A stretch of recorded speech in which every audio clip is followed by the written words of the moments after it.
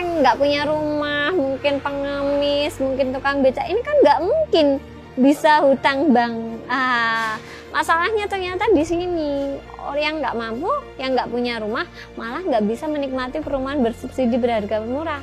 Yang menikmati perumahan ini jadinya yang pegawai yang gaji tetapnya ada, ambil 2 kapling berapa. Nah, dari situ kita membuat perumahan sendiri, kawasan inklusif. Memang aku buat inklusif karena aku pengennya teman-teman disabilitas itu nggak bergaul sesama disabilitas saja kan. Jadi teman-teman disabilitas itu bisa berkomunikasi, bersosialisasi dengan non-disabilitas. Seneng gitu lihatnya. Biasanya mereka kalau di rumah masing-masing cuma di dalam rumah, nggak ada sosialisasi dengan orang lain.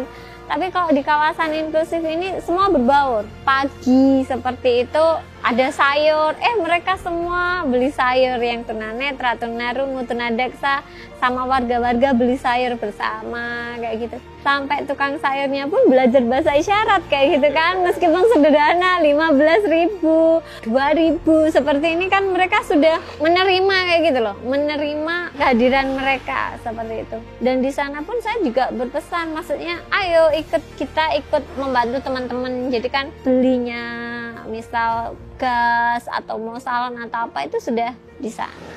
Jadi kayak di sana itu benar-benar impian memanusiakan manusia itu ada.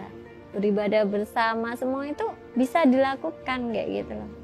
Sebenarnya kawasan inklusi itu kawasan yang didesain khusus sesuai dengan karakteristik teman-teman disabilitas. Jadi yang nggak punya kaki semua akses. Nah, terus kemudian semua fasilitasnya aksesibel. Aksesibel itu maksudnya bisa akses untuk mereka.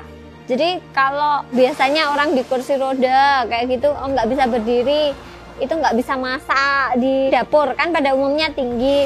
Nah, di kawasan inklusif disesuaikan, dapurnya pendek, stop kontak pendek. Coba kalau stop kontaknya di atas nggak punya kaki kayak gitu kan. Nah, inklusif itu sebenarnya di situ aksesibel, akses untuk teman-teman, jadi nggak ada hambatan, mereka sama seperti kita. Dan juga ada jalur-jalur tadi, aksesibilitas untuk guiding block, jalur untuk tunanetra, kemudian jalur kursi roda sampai ke rumah-rumah penduduk. Kenapa? Biar teman-teman disabilitas itu juga bisa bertetangga kan, main ke tetangga seperti itu. Nah, aku pengennya seperti itu. Jadi kawasan inklusi itu memang sebuah kawasan yang memang kita hidup bersama, berdampingan, baik disabilitas maupun non-disabilitas tanpa diskriminasi kayak gitu loh.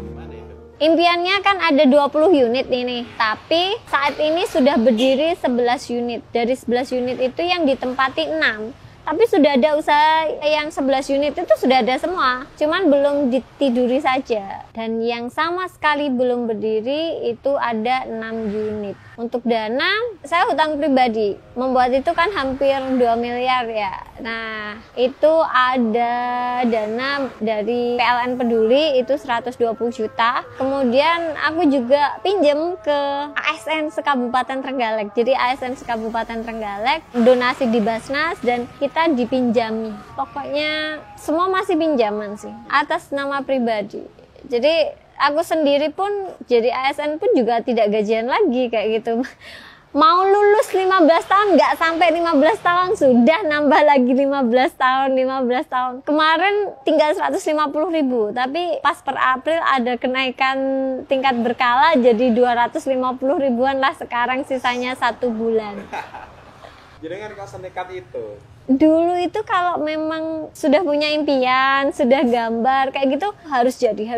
Jadi dulu itu sebenarnya nggak hanya utang bank seperti itu, sampai rentenir yang 1 bulan itu 25% itu sudah pinjem semua. Pokoknya harus jadi kayak gitu. Tapi setelah tahun ketiga aku lebih tua kan, jadi lebih legowo. Kita itu nggak bisa memaksa kan, nggak bisa sampai aku harus ke rentenir sampai seperti ini kan.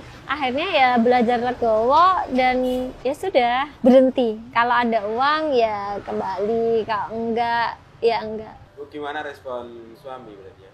Aku sudah divorce sih, jadi nikah itu paling cuman 1 tahun. Jadi nunggu anak lahir, kemudian memang kita divorce. Karena memang ritmenya hidupku yang seperti itu kan di luar akalnya orang kan. Orang kalau jadi pegawai negeri kan harusnya kan menikmati gaji, sertifikasi guru, diam, kayak gitu kan. Beli rumah, beli mobil dan lain-lain. Lah, aku kan jualin semua. Apa yang ada tak jual, gaji tak habiskan. Itu masih mending loh sekarang 250. Dulu CPNS itu tinggal 9.500 rupiah. Sama bendara dikasih 10.000. Jadi aku pernah dipanggil sama KUDP dulu. Ditanya, kok bisa CPNS terus gajinya tinggal 9.500 kayaknya. Arti bahagia menurut aku sih sederhana. Ngelihat orang di sekitarku bahagia, sukses, itu tuh sudah nggak terbayarkan, nggak bisa diukur dengan materi yang aku ngenol tadi kan, dengan utang miliaran itu nggak bisa. Ada rasa tersendiri kayak gini loh, kita membuat sebuah karya. Ternyata ini bisa membuat banyak orang bahagia. Kan cuman mengorbankan satu aku tau kan, aku aja cuman mengorbankan aku aja kayak gitu kan, ibaratnya seperti itu. Tapi kan masih bisa membuat banyak orang bahagia, ini sudah sepadan. Jadi lihat mereka sukses kayak gitu tuh bagiku sudah nggak terbayar.